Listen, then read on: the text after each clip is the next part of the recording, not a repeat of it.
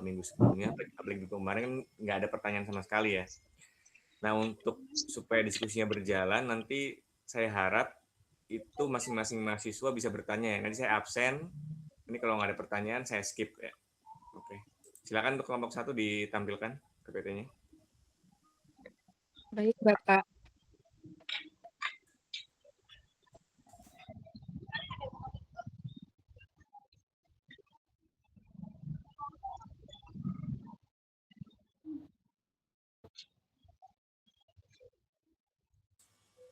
Oke, dimulai aja.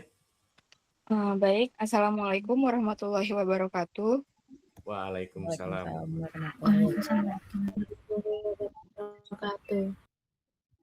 Selamat malam teman-teman. Kepada yang terhormat, Bapak Tunas Alam MSI selaku dosen pengampu mata kuliah analisis sediaan farmasi pada kesempatan kali ini, kami dari kelompok 1 ingin mempresentasikan hasil diskusi kami terkait pemeriksaan obat analgesik dan antipiretik. Di sini kami beranggotakan Diva Ratnainda atau saya sendiri, kemudian ada Fania Mainina, Lisna Fiani, Melisa, dan juga Seramige. Baik. Di sini ada pengertian dari antipiretik. Antipiretik itu adalah obat yang dapat menekan atau mengurangi peningkatan temperatur tubuh yang tidak normal. Antipiretik bekerja dengan cara mengembalikan fungsi termostat ke posisi normal di bagian otak, yaitu hipotalamus yang berfungsi sebagai pusat pengatur suhu tubuh. Pada kondisi demam, terjadi peningkatan kadar prostaglandin yang menyebabkan suhu tubuh naik. Antipiretiknya bekerja dengan menghambat enzim siklooksigenase atau COX sehingga produksi prostaglandin menurun. Akibatnya, suhu tubuh akan kembali normal apabila tubuh merespons dengan meningkatkan pelepasan panas, misalnya melalui vasodilatasi pembuluh darah perifer dan keluarnya keringat. Penurunan suhu tubuh ini merupakan hasil kerja antipiretik pada sistem saraf pusat. Contoh obat yang memiliki efek antipiretik antara lain adalah paracetamol, aspirin, fenacetin, dan juga ibuprofen.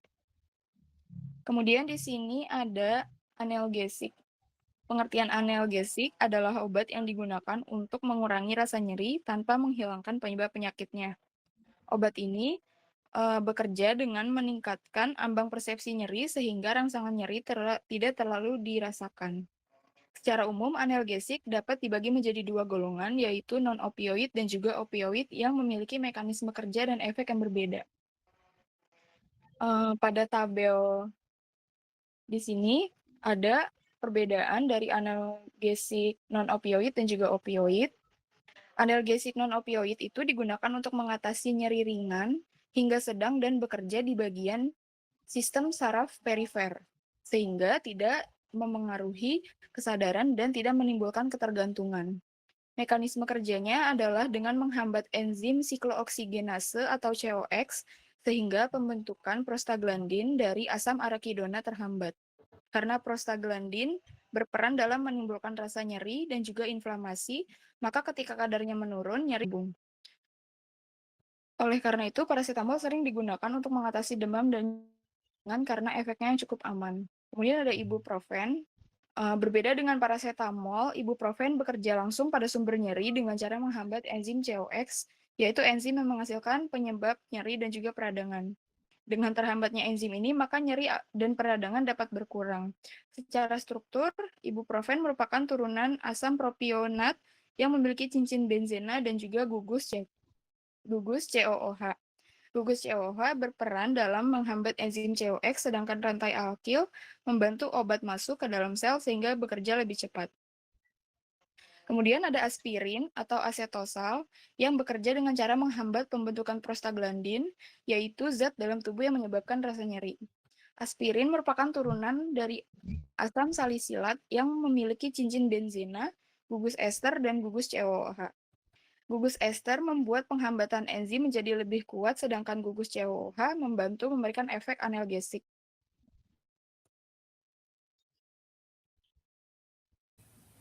Baik, pada halaman ini kita masih membahas lanjutan dari obat analgesik, dengan contoh obat lain yang juga digunakan untuk mengurangi nyeri, tetapi memiliki cara kerja dan kekuatan yang berbeda. Pertama itu adalah antalgin atau metamizol. Obat ini bekerja pada sistem saraf pusat sehingga dapat membantu menurunkan rasa nyeri sekaligus demam. Jadi cara kerjanya ini mirip seperti parasetamol, tetapi biasanya efeknya bisa lebih kuat. Dari struktur kimianya, antalgin merupakan turunan pirazolon yang memiliki cincin heterosiklik atau cincin dengan struktur yang lebih kompleks. Nah, pada bagian pentingnya itu pirazolon sebagai bagian utama yang memberikan efek obat. Lalu gugus SO3Na yang membuat obat mudah larut dalam air sehingga bekerja lebih cepat. Serta gugus amina yang membantu kerja obat di sistem saraf. Artinya antalgin ini cukup efektif untuk nyeri dan demam dengan kerja yang relatif cepat karena mudah larut. Selanjutnya ada asam mefenamat. Obat ini bekerja dengan cara menghambat pembentukan prostaglandin, yaitu zat dalam tubuh yang menyebabkan rasa nyeri. Jadi obat ini lebih fokus langsung ke sumber nyerinya. Strukturnya merupakan turunan asam atranilat yang memiliki dua cincin benzen. Bagian pentingnya itu dua cincin benzen membuat obat lebih kuat dan efeknya bisa bertahan lebih lama. Lalu gugus COOH-nya berperan dalam efek anti nyeri dan gugus NH-nya berfungsi sebagai penghubung struktur molekul. Artinya itu asam mefenamat sering digunakan untuk nyeri yang cukup kuat seperti pada nyeri haid atau nyeri pada otot. Terakhir adalah diklofenak. Nah, obat ini bekerja dengan cara menghambat enzim COX, terutama pada COX2, sehingga dapat mengurangi nyeri dan peradangan dengan cukup kuat. Strukturnya merupakan turunan asam fenilasetat yang memiliki dua cincin aromatik dan atom klorin atau Cl. Bagian pentingnya itu atom Cl membantu meningkatkan kekuatan obat, lalu dua cincin benzennya itu membantu obat menembus jaringan dengan lebih baik, dan gugus COOH-nya berperan dalam menghambat enzim COX, lalu gugus NH-nya membantu menjaga bentuk struktur dari molekul. Artinya si diklofenaknya ini termasuk obat yang cukup kuat untuk mengatasi nyeri yang disertai peradangan seperti pada nyeri sendi. Oke, di sini selanjutnya kita juga masih membahas jenis analgesik yang berbeda, tapi ini analgesik opioid atau narkotik. Nah, ini berbeda dari sebelumnya. Jadi kalau obat ini bekerja langsung pada si sistem saraf pusatnya, khususnya di otak, sehingga efek penghilang nyerinya itu terasa jauh lebih kuat. Nah, biasanya digunakan untuk nyeri berat seperti setelah operasi atau pada kondisi tertentu. Nah, contoh yang pertama ini contohnya ada tramadol. Dia bekerja dengan mengubah cara otak merasakan si nyerinya sehingga rasa sakitnya terasa lebih ringan. Meskipun sumber nyerinya masih ada. Strukturnya ini dia mirip dengan si opioid sintetis yang memiliki cincin aromatik dan gugus amina. Di sini gugus aminanya berperan di dalam otak terutama pada reseptor nyeri. Kalau si gugus OH-nya dia membantu interaksi obat dengan tubuh dan cincin benzenanya membantu obat masuk ke dalam otak. Jadi si tramadol ini bekerja cukup kuat karena langsung mempengaruhi cara otak memproses rasa nyerinya. Selanjutnya yang morfin dan kodein itu termasuk ke dalam opioid alami dari opium. Nah, obat ini tuh dia bekerja dengan mengikat reseptor nyeri di otak sehingga sinyal nyeri yang dikirim ke otaknya itu jadi berkurang atau nggak kerasa. Strukturnya itu lebih kompleks karena termasuk alkaloid dengan banyak cincin dalam satu molekul. Struktur yang kompleks membuat efeknya itu kuat. Nah, gugus amina membantu obat berikatan dengan reseptor nyeri. Gugus OH dan eternya itu membantu interaksi obat dengan tubuh. Jadi si morfin dan kodein ini memiliki analgesik yang sangat kuat sehingga biasanya dia digunakan untuk nyeri berat. Tetapi penggunaannya juga harus hati-hati karena bisa menyebabkan ketergantungan. Boleh di next?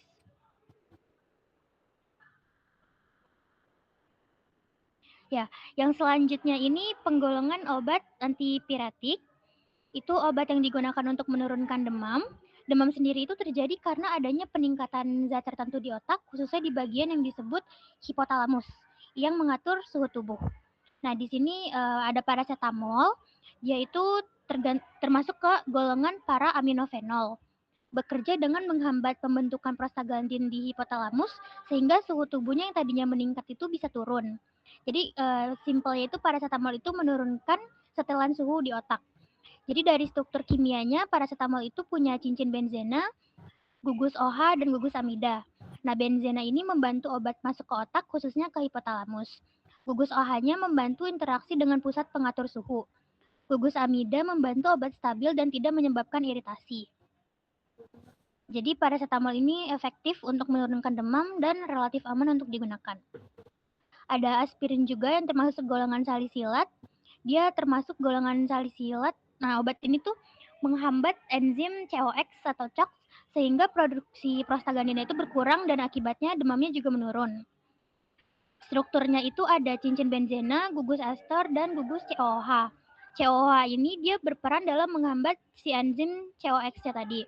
Gugus ester dia memperkuat efek penghambatan, lalu benzenanya itu membantu distribusi obat dalam tubuh. Jadi aspirin ini cukup efektif untuk menurunkan demam, tetapi penggunaannya perlu hati-hati karena bisa mengiritasi lambung. Yang selanjutnya, salisilamid, dia juga termasuk turunan salisilat, bekerja dengan menghambat prostaglandin di pusat pengatur suhu sehingga demamnya dapat berkurang. Untuk strukturnya ada cincin benzena, gugus OH, dan gugus amida. Gugus OH dan amidanya ini membantu kerja obat di sistem syaraf pusat, dan benzenanya membantu obat mencapai hipotalamus. Obat ini efektif karena sebagai antipiretik juga bekerja langsung di pusat pengatur suhu tubuhnya. Boleh di next. Nah, yang selanjutnya ini ada metamizol di golongan pirazolon. Dia itu obat yang bekerja di sistem saraf pusat dengan menurunkan suhu tubuh sehingga efektif digunakan untuk penurunan demam. Untuk strukturnya itu turunan pirazolon yang memiliki cincin heterosiklik dan gugus SO3Na. Jadi si pirazolon itu inti utama yang memberikan efek antipiretik. Gugus SO3Na-nya itu membuat obat mudah larut dalam air sehingga bekerjanya lebih cepat. Strukturnya itu kompleks dan membuat obat bekerja cukup kuat di sistem syaraf pusat. Lalu ada phenylbutazon, dia juga masuk ke golongan pirazolon. Ini bekerja dengan menghambat prostaglandin, yaitu zat yang menyebabkan demam dan peradangan. Struktural itu terdiri dari turunan pirazolon yang ditambahkan cincin benzena. Jadi struktur yang kompleks itu membuat efek obatnya lebih kuat, lalu cincin benzenanya juga membantu obat penembus jaringan dan sistem saraf pusat dengan lebih baik.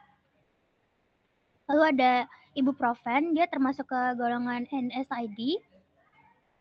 Obatnya itu bekerja dengan menghambat enzim COX atau COX sehingga produksi prostaglandina itu berkurang dan suhu tubuhnya dapat menurun.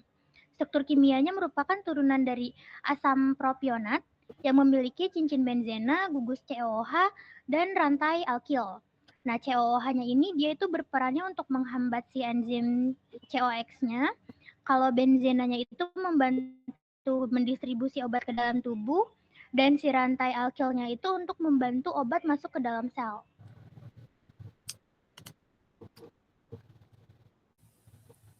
Pada slide ini saya akan menjelaskan tentang nitrimetri yang merupakan salah satu metode titrimetri atau volumetri. Metode ini menggunakan natrium nitrit atau NaNO2 sebagai larutan penetrasi untuk menentukan kadar pada suatu zat. Nah, prinsip kerjanya itu dalam suasana asam, NaNO2-nya akan membentuk asam nitrit atau HNO2.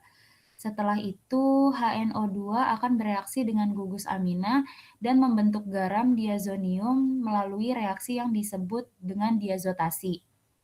Jadi secara sederhana metode ini tuh memanfaatkan dari reaksi pembentukan garam diazonium untuk mengetahui kadar pada suatu senyawanya. Nah, di metode ini juga terdapat beberapa reagen yang digunakan. Yang pertama itu ada natrium nitrit atau NaNO2 yang berfungsi sebagai titran. Kemudian ada asam klorida atau HCl yang digunakan untuk menciptakan suasana asam agar NaNO2-nya ini dapat membentuk HNO2. Selanjutnya kalium iodida atau Ki yang digunakan untuk membantu mendeteksi kelebihan pada asam nitrit. Dan yang terakhir ini ada amilum yang berfungsi sebagai indikator di mana nantinya akan memberikan perubahan warna pada titik akhir titrasi. Terus ada contoh penggunaan nitrimetri dalam analisis obat analgesik yaitu parasetamol. Kadar parasetamol dapat ditentukan menggunakan metode nitrimetri dengan menambahkan larutan NaNO2 dalam suasana asam hingga terbentuk senyawa diazonium. Dari jumlah larutan NaNO2 ini yang bereaksi, maka kadar parasetamol dapat dihitung. Lalu di sini ada metode gravimetri, yaitu metode yang mempunyai kelebihan dan tidak adanya zat pembanding atau saponin baku, dan cara analisis yang paling sederhana ini dibandingkan dengan metode lain karena dalam metode gravimetri jumlah zat ini ditentukan dengan cara penimbangan langsung massa zat yang telah dipisahkan. Jadi prinsip utama dari si gravimetri ini adalah zat yang akan dianalisis lalu dipisahkan terlebih dahulu dan kemudian akan ditimbang secara langsung. Metode ini tuh memiliki beberapa kelebihan. Salah satunya itu hasil analisisnya cukup akurat karena penentuannya berdasarkan penimbangan massa. Selain itu, metode gravimetrinya juga tidak memerlukan pembanding sehingga proses relatif lebih sederhana. Metode ini juga digunakan beberapa reagen, diantaranya ada Aquades, ether, etil asetat, HCl, etanol 96%, metanol, dan N-butanol. Nah, reagen-reagen ini juga digunakan sebagai pelarut maupun untuk membantu proses pemisahan senyawa yang akan dianalisis. Contoh obatnya ini ada saponin. Ini dia dapat ditentukan kadarnya menggunakan metode gravimetri dengan cara membentuk endapan terlebih dahulu. Nah, setelah endapannya itu terbentuk, kemudian endapannya ini disaring, lalu dikeringkan dan ditimbang sampai mencapai bobot tetap. Nah, bobot tetap ini penting karena menunjukkan bahwa pelarut atau air yang masih tersisa sudah hilang, sehingga massa yang diperoleh benar-benar massa yang akan dianalisis. Mau enggak? Apa? Pada slide ini saya akan menjelaskan tentang spektrofotometri UV-Vis. Spektrofotometri UV-Vis merupakan metode analisis yang menggunakan cahaya ultraviolet dan cahaya tampak untuk mendeteksi atau menentukan kadar suatu senyawa. Prinsip metode ini berdasarkan kemampuan senyawa dalam menyerap cahaya pada panjang gelombang tertentu. Jadi semakin besar cahaya yang diserap, maka nilai absorbensinya juga semakin besar dan biasanya menunjukkan konsentrasi zat yang lebih tinggi. Umumnya, senyawa yang dapat dianalisis menggunakan metode ini adalah senyawa yang memiliki gugus kromofor dan ausokrom, karena gugus tersebut mampu menyerap sinar UV maupun visible. Lalu cara kerja UV-Vis dimulai dari cahaya polikromatik yang diubah menjadi cahaya monokromatik oleh monokromator, sehingga panjang gelombang yang digunakan menjadi lebih spesifik. Kemudian cahaya dilewatkan ke dalam sampel, sebagian cahayanya akan diserap oleh sampel, sedangkan sisanya diteruskan menuju detektor. Detektor ini kemudian mengubah sinyal cahaya tersebut menjadi nilai absorbensi yang nantinya digunakan untuk menentukan kadar zat. Metode UV-Vis memiliki beberapa kelebihan, di antaranya proses analisis yang first pass C18. Setelah sampel dipisahkan di dalam kolom, senyawa akan dideteksi menggunakan detektor UV pada panjang gelombang 275 nanometer. Untuk kelebihan APLC yaitu memiliki akurasi dan presisi yang tinggi, terus sensitivitasnya yang baik, serta mampu menganalisis beberapa senyawa sekaligus dalam satu sampel dengan daya pisah yang baik. Untuk contoh aplikasinya, yaitu pada analisis ibuprofen sebagai obat analgesik dan antipiretik.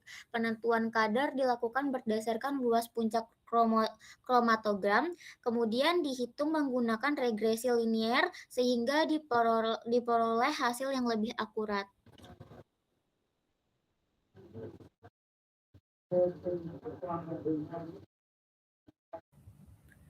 Baik, berdasarkan jurnal yang telah kami baca itu dengan judul penentuan kafein dan paracetamol dalam sediaan obat sakit kepala secara simultan menggunakan spektrofotometer UV phase. Di sini penulis jurnal tersebut ialah Ade Irna, Novitasari, dan Kuntari. Sumbernya itu Indonesia Journal of Chemical Analysis IJCA Vol 2 nomor 1 2019 halaman 20-27. Nah, di sini sampel yang digunakan dalam penelitian ini ialah sediaan obat sakit kepala multikomponen, yaitu dalam bentuk tablet. Di sini dia mengandung paracetamol dan kafein sebagai zat aktif utama. Contohnya itu Panadol. Di sini ada contoh obat yang teman-teman bisa lihat. Terus untuk metode penelitiannya itu menggunakan spektrofotometri UV phase atau double beam secara simultan.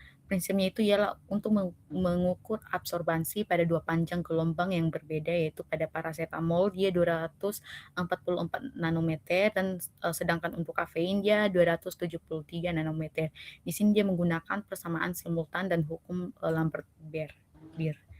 Terus di sini ada pendekatan analisis, di sini multivariate regression yaitu untuk campuran zat. Oke, boleh di next.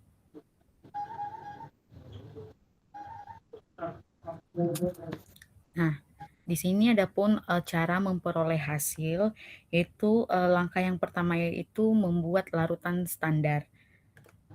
Kafein dan paracetamol dibuat menjadi larutan stok dengan konsentrasi 100 ppm.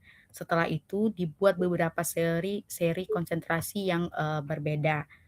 Tujuannya itu ialah untuk membuat kurva kalibrasi, yaitu hubungan antara konsentrasi larutan dengan nilai absorbansi yang dibaca alat. Nah, selanjutnya dilakukan penentuan panjang gelombang maksimum. Panjang gelombang maksimum ini ialah panjang gelombang di mana suatu zat memberikan penyerapan cahaya paling tinggi. Dan hasilnya, paracetamol memiliki panjang gelombang maksimum pada 244 nanometer, sedangkan kafein pada 273 nanometer. Nah, karena pada titik tersebut absorbansinya paling tinggi, maka pengukuran dilakukan pada panjang gelombang. Jadi pada pengukuran dilakukan pada panjang gelombang agar hasil lebih akurat. Nah, di sini ada grafik. Di grafik ini terlihat spektra overlay antara paracetamol dan kafein. Di sini terlihat garis merah itu menunjukkan paracetamol, sedangkan garis biru itu menunjukkan kafein. Puncak tertinggi masing-masing grafik tersebut menunjukkan panjang gelombang maksimum dari tiap zat. Terus ada setelah itu dibuat kurva kalibrasinya, yaitu dengan mengukur absorbansi dari berbagai konsentrasi larutan. Nah, dari hasil tersebut, persamaan regresi linear untuk kafein dan paracetamol, di mana di sini untuk kafein nilai absorbansinya atau Y-nya itu 0,0506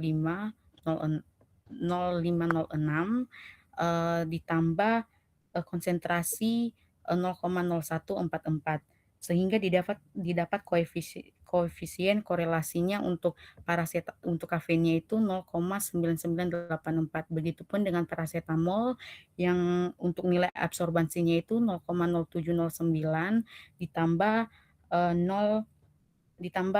nilai konsentrasi 0,0174 sehingga mendapat nilai koefisien korelasinya itu 0,9986.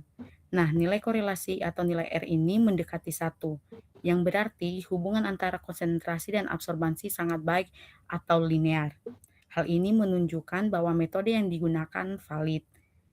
Terus tablet obat di bagian preparasi sampel ini, tablet obat terlebih dahulu digerus sampai halus, kemudian ditimbang dan dilarutkan menggunakan metanol dan aquades. Setelah itu, larutan disaring untuk memisahkan partikel yang tidak larut. Kemudian dilakukan pengenceran sebanyak 80 kali dan 100 kali agar konsentrasi larutan sesuai untuk dibaca oleh alat.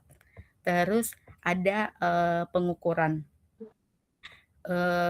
Selanjutnya absorbansi itu tadi, absorbansi sampel itu diukur pada panjang gelombang 244 nanometer dan 273 nanometer.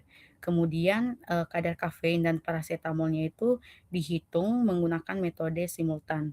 Jadi metode simultan itu teman-teman ialah metode yang berarti 2 zat dianalisis secara bersamaan dalam satu larutan.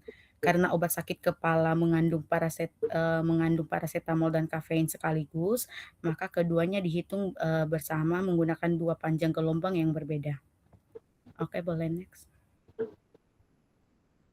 Oke, di sini di bagian hasil penelitian menunjukkan bahwa panjang gelombang maksimum paracetamol adalah 244 nanometer dan kafein adalah 273 nanometer.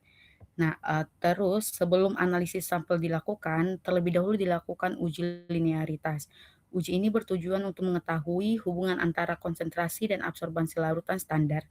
Hasil penelitian menunjukkan nilai paracetamol Hasil penelitian menunjukkan nilai koefisien korelasi atau R-nya itu untuk kafein di sebesar 0,9069 mg atau liter, dan untuk paracetamol jadi di hasil penelitian menunjukkan nilai koefisien korelasi atau R itu untuk kafein sebesar 0,9984 dan untuk paracetamol sebesar 0,9986. Nilai tersebut mendekati 1 sehingga menunjukkan hubungan yang linear antara konsentrasi dan absorbansi. Hal ini menandakan metode yang digunakan memiliki kemampuan yang baik dalam menentukan kadar zat. Nah, penelitian ini juga melakukan penentuan limit of detection atau LOD dan limit of quantification LOQ. Nilai LOD menunjukkan konsentrasi terkecil analit yang masih dapat dideteksi oleh alat, sedangkan LOQ menunjukkan konsentrasi terkecil yang masih dapat diukur secara kuantitatif dengan ketelitian dan ketepatan yang baik. Nah, di sini teman-teman bisa melihat untuk hasil LOD dan LOQ untuk kafein dan paracetamol. Di sini hasil yang diperoleh menunjukkan nilai LOD dan LOQ ini lebih kecil dibanding konsentrasi sampel sehingga metode spektrometri UV vis ini dianggap cukup sensitif untuk analisis paracetamol dan kafein dalam sediaan obat. Nah, untuk kadar dalam sampel ini dari hasil pengukuran diperoleh kadar paracetamol dan kafein dalam sampel, yaitu pada pengenceran 80 kali, kadar paracetamol sebesar 88,80 per 100 mg dan kafein sebesar 9,37 mg per 100 mg.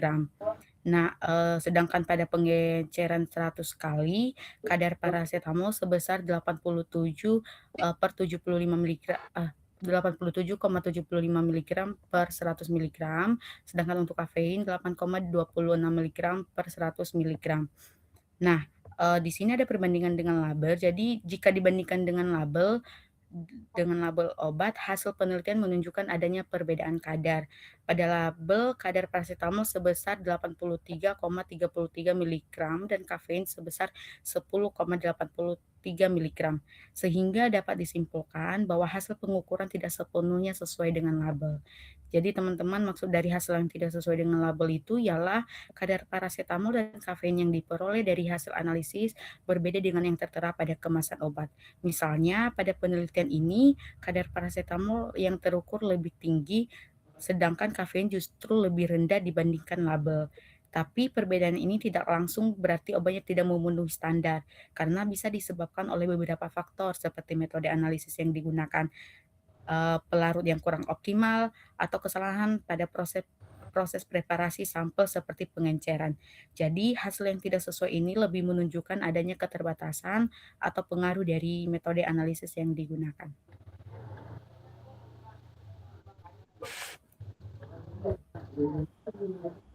Jadi, berdasarkan hasil penelitian pada jurnal, metode UVV simultan bisa digunakan untuk menganalisis campuran tanpa perlu dilakukan pemisahan terlebih dahulu. Kurva kalibrasi yang diperoleh juga menunjukkan linearitas yang baik sehingga hubungan antara konsentrasi dan absorbensi bisa dikatakan stabil. Namun, apa sih penyebab hasil tidak sesuai label? Hal ini kemungkinan disebabkan oleh beberapa faktor seperti pelarut yang kurang optimal dalam melarutkan zat aktif, kesalahan preparasi sampel, maupun pengaruh pengenceran. Metode simultan juga dinilai lebih baik dibandingkan metode konvensional karena hasilnya lebih realistis serta lebih efisien dari segi waktu dan biayanya. Jadi, bisa disimpulkan bahwa metode spektrofotometri UVV simultan cukup efektif untuk penentuan kadar paracetamol dan kafein. Kadar yang diperoleh yaitu sekitar 87 sampai 88% untuk paracetamol dan 8 sampai 9% untuk kafein. Namun hasil tersebut masih belum sesuai dengan label sehingga metode masih perlu dioptimasi agar hasil analisis ini menjadi lebih akurat. Baik, sekian penjelasan dari saya. Terima kasih atas perhatiannya. Baik teman-teman, apabila ada yang ingin bertanya bisa ditulis di kolom komentar ya. Terima kasih. Oke, silakan untuk yang ingin bertanya.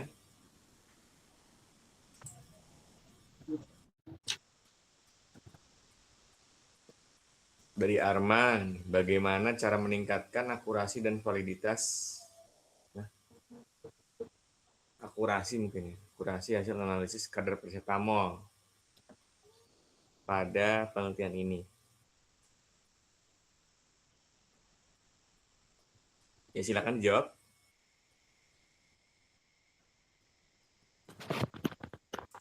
Pertanyaan Kak Arma, untuk meningkatkan akurasi dan validitas hasil analisis paracetamol dan kafein pada penelitian ini tuh ada beberapa hal yang harus diperhatikan, terutama pada tahap preparasi sampel, pemilihan pelarut, kalibrasi alat, dan proses pengenceran. Nah, preparasi sampel ini tuh harus dilakukan dengan teliti supaya zat aktifnya larut sempurna dan tidak ada kehilangan sampel apapun. Selain itu juga penggunaan pelarut yang sesuai sangat penting karena jika pelarutnya kurang optimal maka absorbansi yang terbaca bisa lebih rendah dari kadar yang sebenarnya. Nah, kalibrasi alat UV-Vis dan pembuatan kurva ini kalibrasi juga harus akurat agar hasil pengukurannya lebih valid dan linearitas tetap baik. Nah, faktor yang paling mempengaruhi ketidaksesuaian hasil dengan standar farmakope kemungkinan berasal dari kesalahan pengenceran, ketidaksempurnaan pelarutan sampel, serta adanya interferensi antar senyawa dalam sediaan multikomponen. Semakin besar pengenceran, kadar yang terukur juga bisa semakin kecil, lalu hasilnya akan menyimpang dari label. Selain itu, faktor human error juga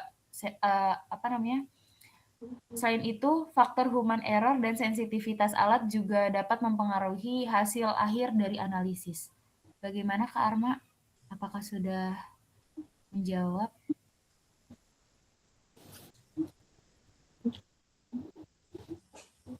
Nah, ini untuk jurnalnya ya atau artikelnya. Sebetulnya saya belum pernah lihat sih ya metode yang menggabungkan pemeriksaan secara simultan antara si paracetamol sama kafein ya. Kenapa? Karena ketika kalian menguji di spektro terutama ya di spektro antara kafein sama paracetamol itu dia mempunyai panjang gelombang yang mirip sebenarnya. Tadi kan kelihatan di artikelnya itu, di artikel jurnalnya, si kafein itu dia panjang gelombang maksimum itu 244 ya, sedangkan si paracetamol di 273. Nah itu kalau kalian baca secara bersamaan atau secara simultan, nanti terjadi tumpang tindih nanti di situ.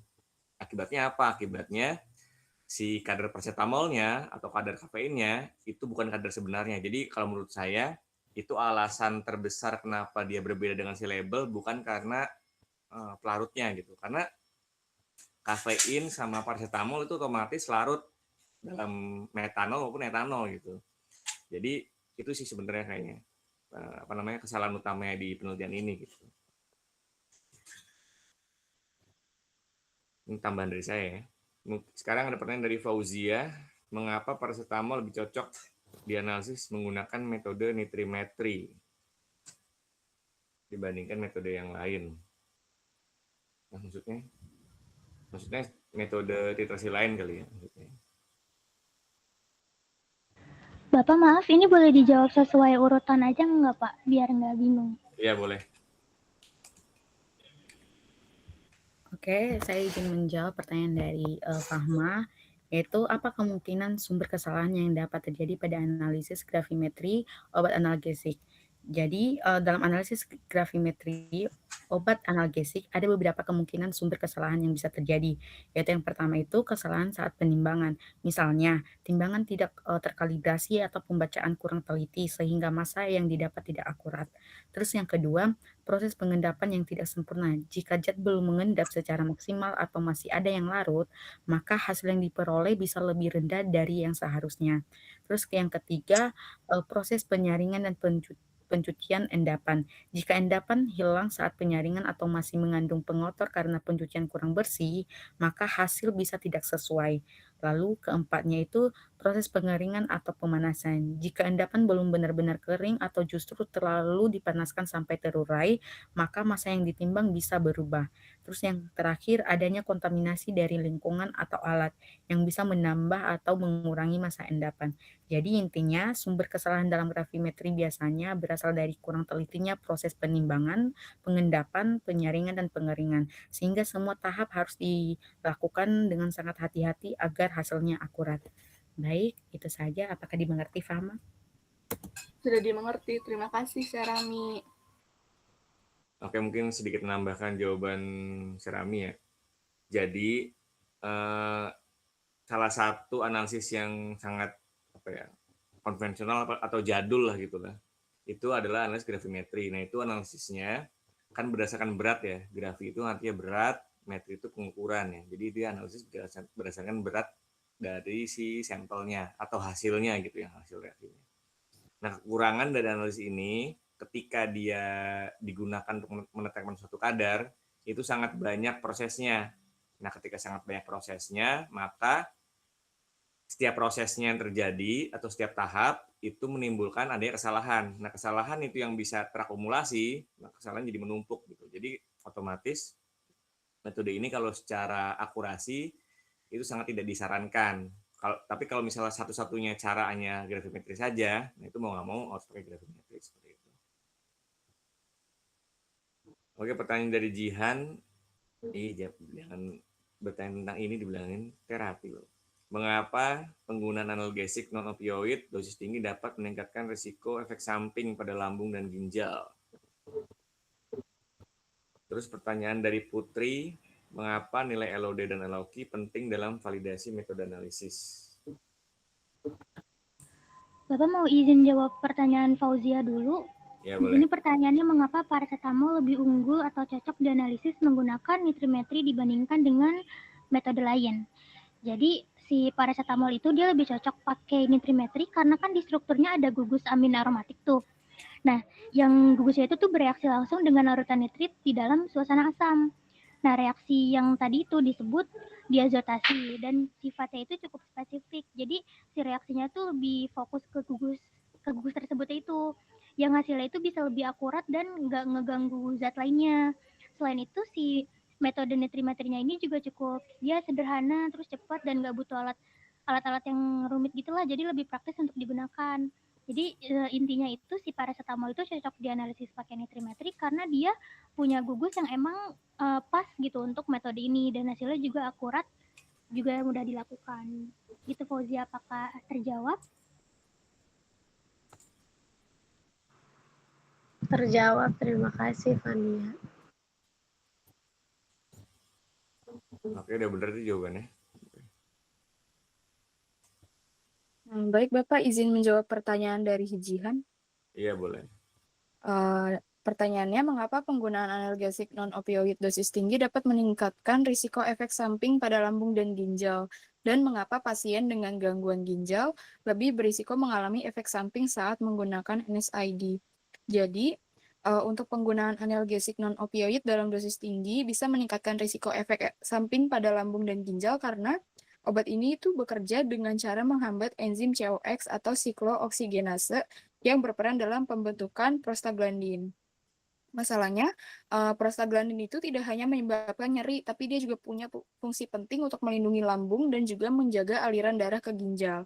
Kalau misalnya prostaglandin ini terlalu banyak dihambat, terutama pada dosis tinggi atau penggunaan jangka panjang, maka pada lambung itu lapisan pelindungnya bisa berkurang sehingga lebih mudah terjadi iritasi atau bahkan luka.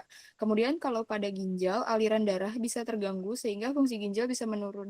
Jadi, efek samping itu muncul karena obat tidak hanya menghambat zat nyeri, tapi juga ikut mengganggu fungsi pelindung alami tubuh, terutama lambung dan ginjal. Bagaimana Jihan, apakah sudah jelas? Sudah jelas, Diva. Terima kasih.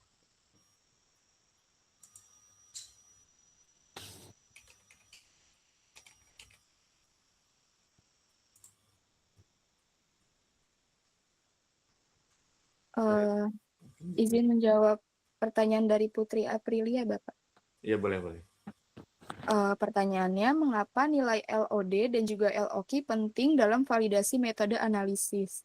Jadi, nilai LOD atau limit of detection dan juga LOQ, limit of quantification, itu penting dalam validasi metode analisis karena menunjukkan seberapa sensitif metode yang kita gunakan.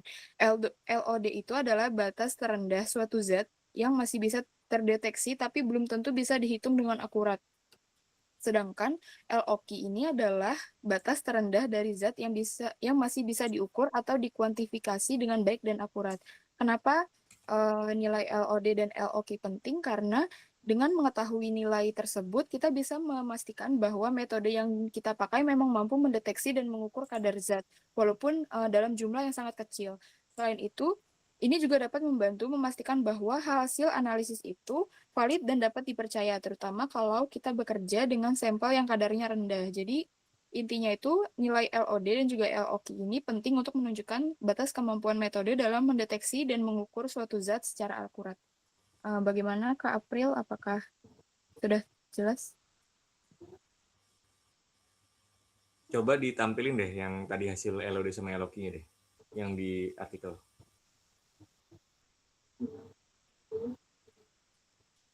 Oke, jadi setiap kalian melakukan pengukuran terutama untuk metode yang baru, itu harus dilakukan namanya validasi metode. Nah, salah satu parameter dari validasi metode adalah LOD sama LOQ. LOD adalah limit of detection, LOQ adalah limit of quantification. Tadi betul yang dibilang Diva ya.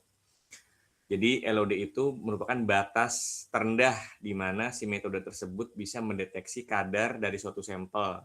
Sedangkan bisa dideteksi atau tidak gitu. Nah, kalau misalnya LOQ itu batas terendah di mana si suatu metode dapat menghitung kadar suatu sampel. Jadi misalnya di sini LOD dari kafein 0,9 ppm ya kan. Kemudian LOQ kafein itu 3 ppm. Nah, kalau kalian punya sampel itu nilainya 0,1 ppm, boleh nggak pakai metode ini? Berarti pertanyaannya. Di LOD-nya kan di sini kafein, di LOD metodenya kan untuk kafein ya, itu 0,9 ppm. Kemudian untuk LOQ-nya 3,02 ppm. Nah, kalau kalian baca nanti sampel misalnya itu 0,1 ppm, boleh nggak kayak gitu? Coba.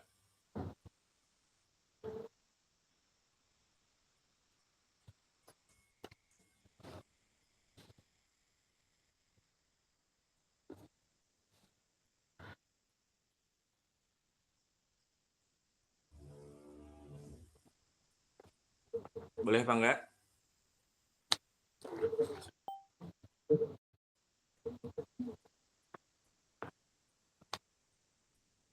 Oke, diem semua.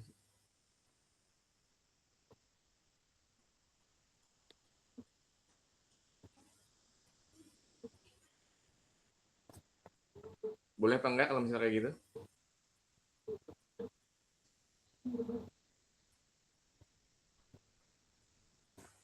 Atau sekarang saya balik deh. Di sini LOD-nya untuk kafein 0,9, LOQ-nya 3,02. Terus kalian punya sampel didapatkan kadarnya 5 ppm. Kalau kayak gitu boleh nggak?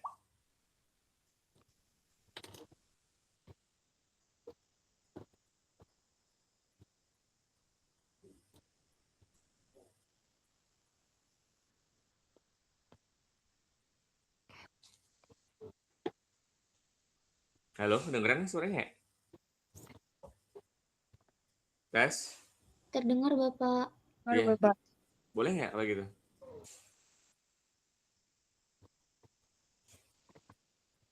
Boleh jawab ya Pak, karena aja. masih bisa terdeteksi nilainya. Ya, kalau misalnya kalian dapat nanti LOD-nya itu misalnya kafein ya 0,9, kemudian LOQ-nya dia 3, kemudian kalian baca sampelnya itu 0,1 misalnya. Nah, kalian nggak boleh tuh nulis nanti di statement gitu bahwa sampelnya itu dia 0,1. Tapi kalian boleh nulis bahwa sampel itu berarti tidak terdeteksi karena dia di bawah LOD dan LOQ-nya gitu ya. Itu sih yang harus diperhatikan nanti. Oke, lanjut lagi nih dari pertanyaan dari Nul Patona, bagaimana hubungan antara jumlah peak peak pada kromatogram dengan jumlah komponen pada sampel.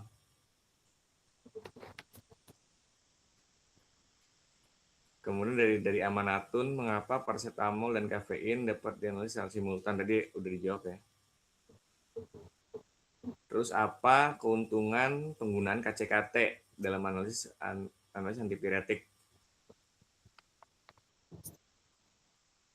Alicia, mengapa analgesik opioid dapat, dibilangin jangan nanya tentang terapi, ini kan analisis farmasi. Ini Dina juga sama nih. Apa risiko penggunaan analgesik?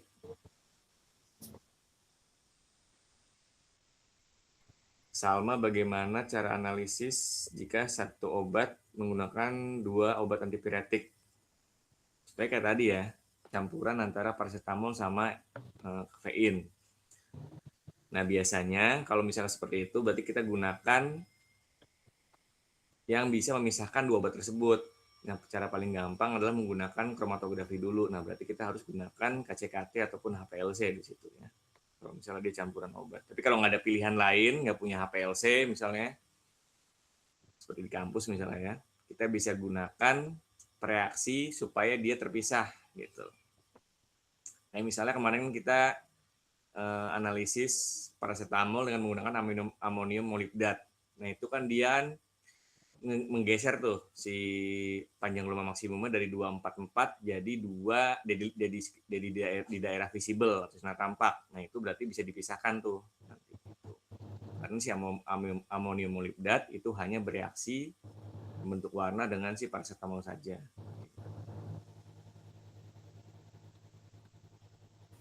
Permisi Bapak, apakah boleh jawab pertanyaannya Nurul?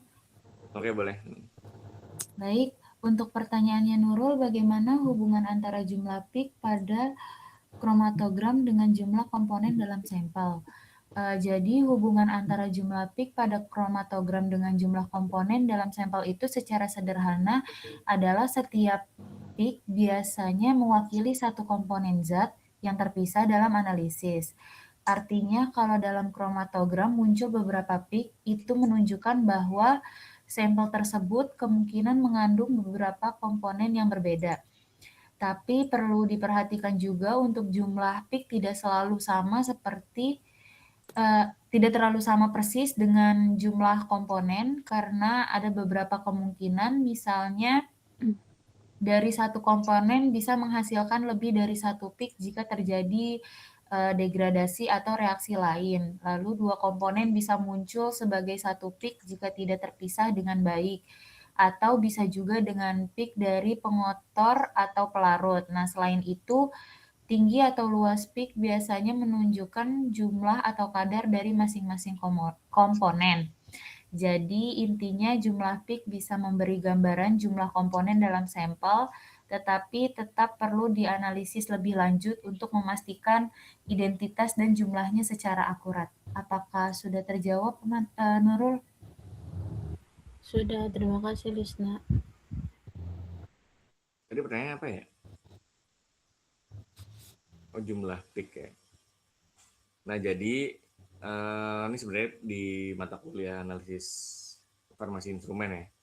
Jadi hubungan antara peak ya dengan jumlah sampel atau jumlah komponen itu semakin banyak peak atau puncak, nah biasanya jangan peak nih. Semakin banyak puncak pada analisis secara kromatografi, maka itu menggambarkan banyaknya komponen dalam satu sampel gitu. Gampang kayak gitu. Oke, lanjut lagi mungkin. Mau jawab pertanyaannya Amanatun, Pak? Iya, boleh. Pertanyaannya, mengapa parasetamol dan kafein dapat dianalisis secara simultan?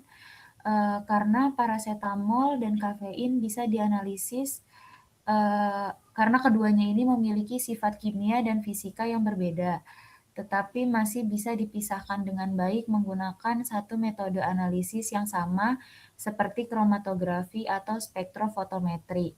Misalnya dalam kromatografi keduanya akan memiliki waktu retensi yang berbeda sehingga bisa muncul sebagai peak yang terpisah, sedangkan pada spektrofotometri keduanya memiliki panjang gelombang serapan yang berbeda, sehingga masih bisa dibedakan.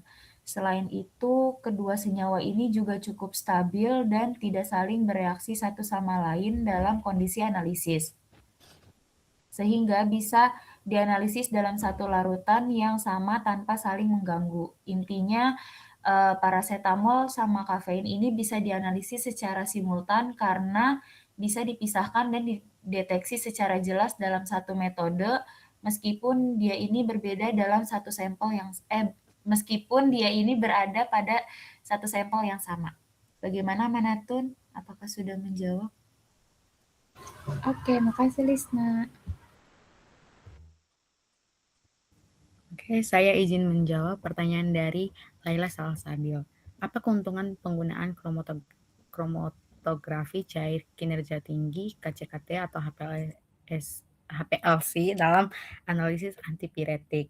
Jadi keuntungan penggunaan KCKT atau HPLC dalam analisis antipiretik adalah metode ini memiliki tingkat akurasi dan sensitivitas yang tinggi, sehingga hasil analisis lebih tepat. Selain itu, HPLC juga mampu memisahkan beberapa senyawa dalam satu sampel sekaligus, jadi cocok digunakan untuk obat yang mengandung campuran zat aktif. Proses analisisnya juga relatif cepat dan hasilnya lebih detail dibanding metode biasa. Baik, kepada Laila, apakah dimengerti? Sudah share, terima kasih. Baik, di sini saya akan menjawab pertanyaan dari Alicia. Mengapa analgesik opioid dapat menyebabkan ketergantungan sedangkan analgesik non-opioid umumnya tidak? Karena analgesik opioid itu bisa menyebabkan ketergantungan karena cara kerjanya langsung mempengaruhi reseptor di otak yang berkaitan dengan rasa nyaman dan senang. Jadi kalau digunakan terus-menerus, tubuh bisa terbiasa dan akhirnya muncul keinginan untuk menggunakannya lagi.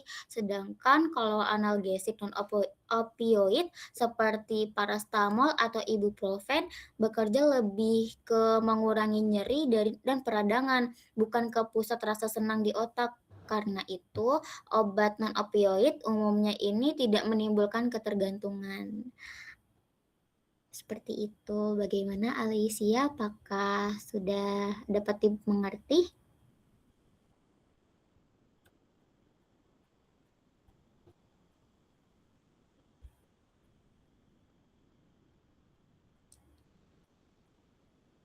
Baik, saya lanjut saja ke pertanyaannya Dinda Amanda. Apa resiko penggunaan analgesik dalam jangka panjang terhadap fungsi hati dan ginjal? Kalau pada hati, terutama paracetamol, kalau digunakan dalam dosis tinggi atau lama bisa menyebabkan kerusakan hati karena metabolitnya kan bersifat toksik.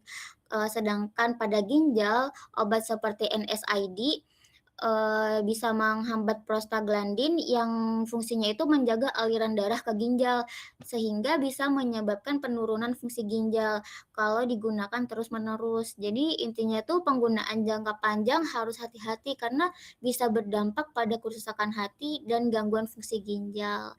Begitu, apakah dapat dimengerti, Dinda Amanda?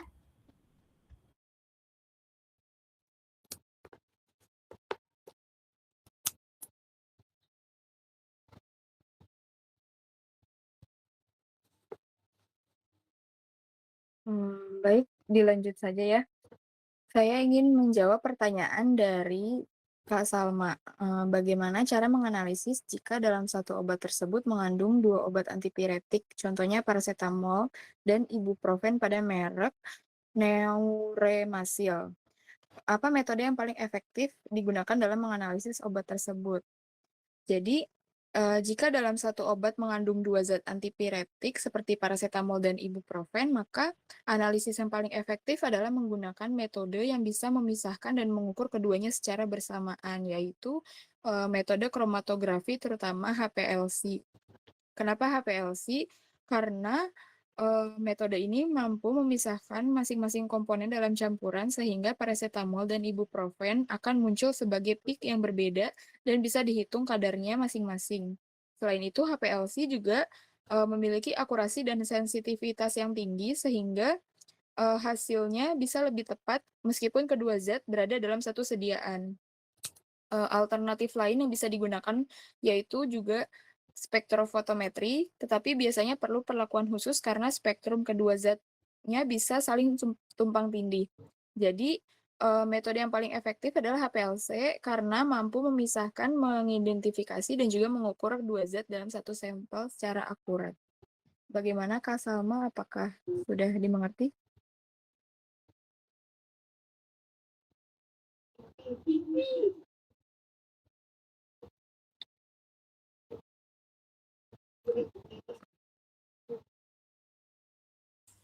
Oke, mungkin lanjut aja ke pertanyaan lain.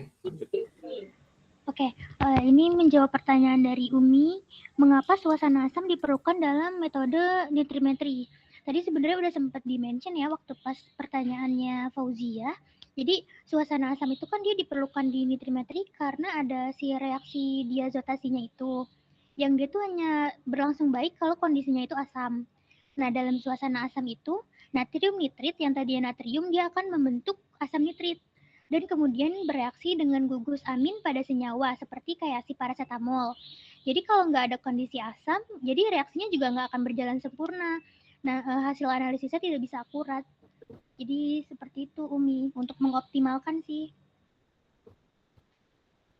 Apakah dapat dipahami? Oke, mungkin bisa dilanjut aja ya ke pertanyaan Kak Marta. Di sini pertanyaannya, mengapa pada analisis paracetamol lebih sering digunakan kolom reverse phase C18 dibandingkan kolom C8, C4 maupun kolom normal phase? Pertanyaannya menarik banget. Oke, jadi kalau untuk pertanyaan dari Kak Marta itu, kenapa kolom reverse phase yang C18 itu lebih sering digunakan dalam analisis paracetamol? Karena memiliki rantai karbon yang lebih panjang. Sehingga si sifatnya itu jauh lebih nonpolar dan dia tuh mampu memberikan pemisahan yang lebih baik dibandingkan dengan C8 ataupun C4. Karena kan si paracetamol sifatnya cukup polar. Jadi dalam sistem reverse phase itu interaksinya dengan si fase C18 jadi lebih optimal dan menghasilkan pemisahan yang lebih stabil gitu lah, lebih stabil dan jelas dibandingkan dengan dia pakai C8 atau C4 yang rantainya tuh lebih pendek. Jadi kemampuan pemisahannya juga kurang maksimal. Nah, kalau pakai kolom normal pace itu biasanya kurang cocok karena si paracetamol itu lebih mudah dianalisis dalam sistem reverse pace yang menggunakan pelarutnya yang polar. Jadi intinya si C18 itu dia tuh dipilih karena emang memberikan pemisahan yang lebih baik gitu loh, lebih stabil. Juga hasilnya tuh lebih akurat kalau untuk paracetamol. Apakah dapat dipahami, Kak Marta? Sangat paham, terima kasih. Oke, mungkin saya menanggapi sedikit ya yang pertanyaan dari Marta ini. Kenapa pada analis paracetamol itu lebih sering digunakan kolom sebenarnya reverse pace atau namanya fase terbalik ya namanya di sini ya. Dan juga normal pace atau fase normal itu bukan kolom sebenarnya, ini adalah sistemnya. Jadi kalau misalnya kalian menggunakan fase normal, maka si kolomnya itu sifatnya lebih polar dibandingkan pelarutnya. Jadi kalian menggunakan kolom yang polar, kemudian pelarutnya yang non polar.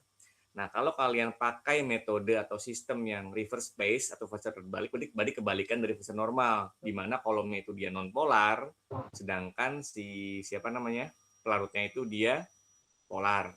Nah, kenapa biasanya orang-orang atau peneliti atau ya mahasiswa ataupun analis lah gitu ya, sering menggunakan metode yang reverse pace dibanding yang normal pace karena ketika kalian gunakan pelarut yang non polar itu jauh lebih sulit ya. Pertama, dia mudah menguap, berarti kan lebih sering habis kan. Kedua, pelarut yang non polar itu dia susah buat dijaga ketika kalian gunakan di HPLC. Jadi peneliti itu seringnya menggunakan sistem yang reverse pace dibandingkan yang normal pace kayak gitu. Oke, mungkin lanjut ke pertanyaan terakhir, silakan dari Mardiana. Baik, saya izin menjawab pertanyaan dari Mardiana. Jika koefisien korelasi kurva kalibrasi tidak mendekati 1, apakah metode masih layak digunakan? Jelaskan alasannya. Nah, jadi kalau koefisien korelasi kurva kalibrasi tidak mendekati 1, biasanya metode tersebut kurang layak digunakan karena menunjukkan hubungan antara konsentrasi dan respon alat tidak linear dengan baik. Artinya, hasil pengukuran bisa menjadi kurang akurat dan kurang dapat dipercaya, terutama untuk menentukan kadar zat dalam sampel. Namun, masih bisa digunakan jika nilainya masih dalam batas yang diperbolehkan, misalnya mendekati 0,99 sesuai standar. 0,99 sesuai standar. Tapi kalau nilainya jauh dari itu, sebaiknya metode perlu diperbaiki. Penyebabnya bisa karena kesalahan dalam pembuatan, terus alat yang tidak stabil atau kondisi analisis yang tidak optimal. Jadi intinya semakin mendekati 1 nilai korelasinya, semakin baik metode tersebut. Dan kalau jauh dari 1, maka metode perlu dievaluasi atau diperbaiki terlebih dahulu sebelum digunakan. Baik, apakah kepada Mardiana, apakah dimengerti?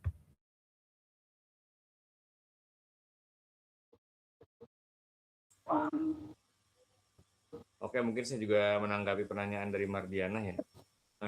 Sebenarnya itu untuk koefisien korelasi ya, atau regresi R kuadratnya lah ibaratnya, itu biasanya setiap standar atau setiap acuan itu punya acuan masing-masing. Misal, kalau kalian menggunakan ISO ya, itu minimal R kuadratnya adalah 0,95 ya kalau menggunakan ISO ya, kalau nggak salah ya. Tapi kalau kalian menggunakan AOAC misalnya, standar yang lain, itu R kuadratnya dia minimal 0,98. Jadi tergantung kalian mau pakai standar yang mana.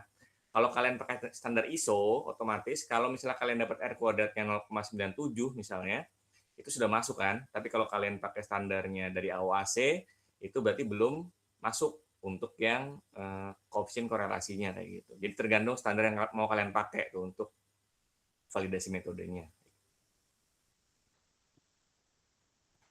Oke, mungkin ini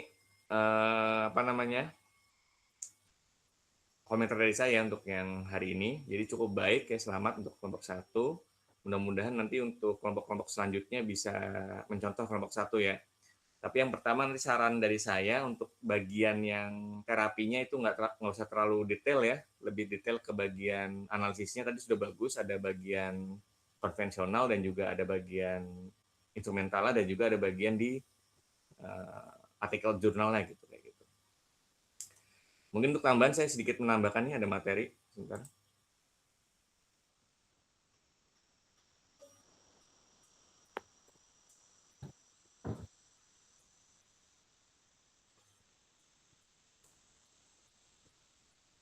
Apakah sudah terlihat PPT-nya?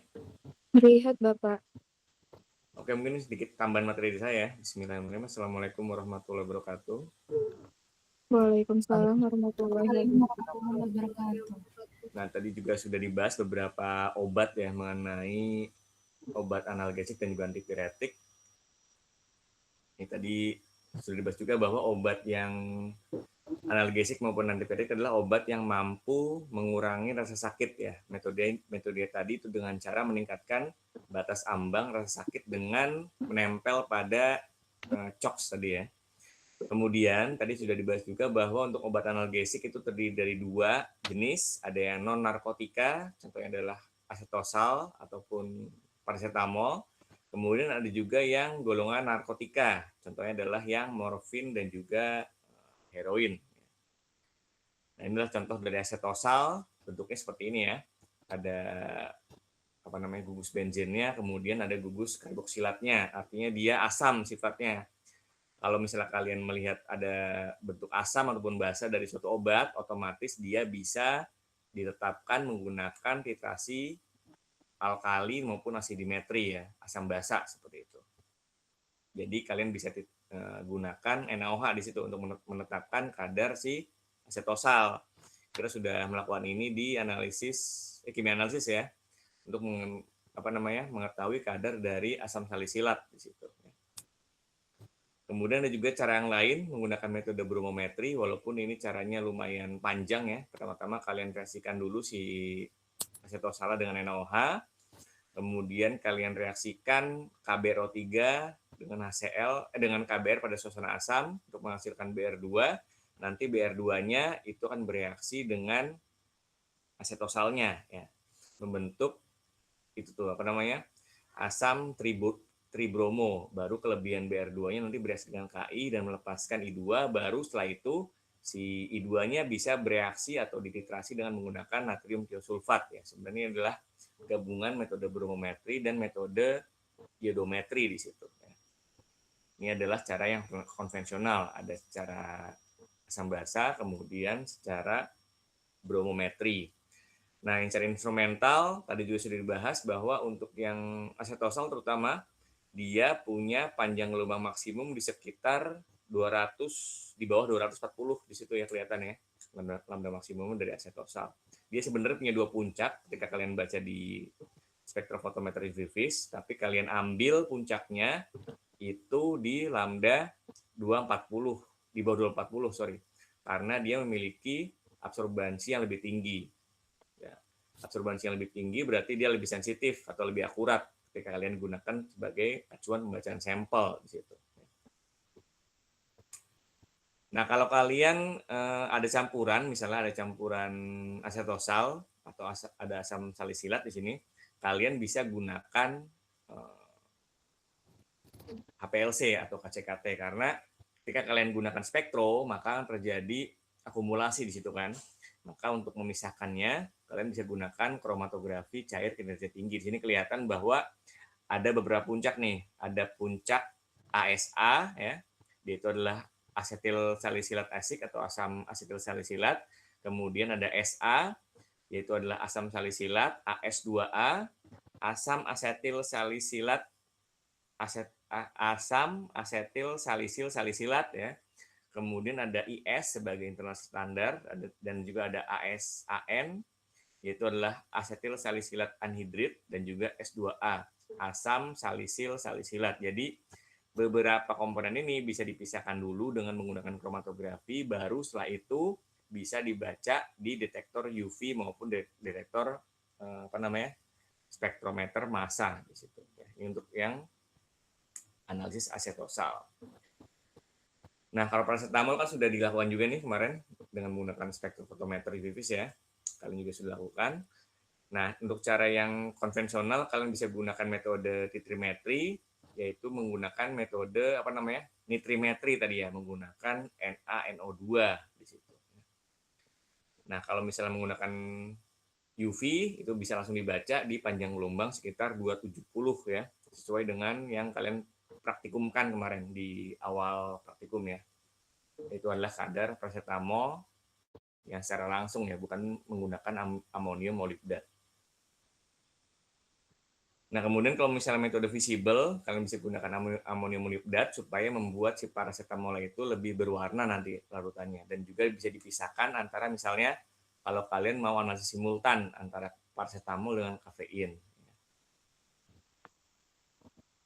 Nah, kalau misalnya pakai SKT juga bisa.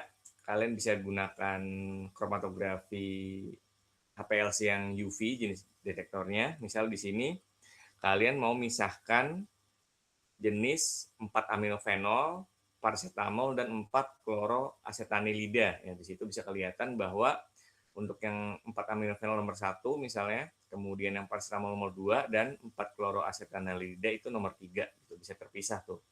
Karena dia memiliki waktu retensi yang berbeda-beda antara setiap komponennya. Seperti itu. Oke, mungkin itu sedikit tambahan dari saya. Kurang lebih saya mohon maaf. Oke, sampai sini ada pertanyaan untuk materinya? Apa sudah cukup? Sudah cukup jelas, Bapak. Oke, mungkin nanti untuk yang kelompok selanjutnya, ya untuk kelompok 1 ini mungkin bisa dicontoh ya. Dari segi PPT, kemudian alurnya juga cukup jelas. Ya. Ini Firly kenapa Firly? Bapak mau nanya, itu kisi-kisi UTS-nya apa aja ya? Kisi-kisi UTS-nya ya yang sudah yang sudah dipresentasikan. Coba saya lihat ya. Kan kelompok 9 kemarin yang pertama itu adalah alkaloid santin tuh ya. Kemudian ada asam barbiturat, turunan asam barbiturat, sorry. Itu yang kelompok 7. Kemudian kelompok 5 itu ada steroid. Kelompok 4 ada tetrasiklin. Kelompok 3 ada antiinflamasi, sama kelompok yang terakhir hari ini adalah yang analgesik antipiretik. Jadi untuk ujiannya nanti berkisar pada materinya yang tadi yang saya sebutkan ya, ada 6 materi itu di situ. Oke, ada lagi?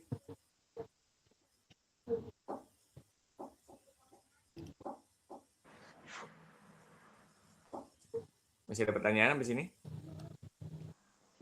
Bapak ulangannya offline apa online? Ya, nanti diusahakan offline ya ujiannya. Untuk jadwal ujian udah keluar belum ya? Dari Prodi. Minggu ujiannya.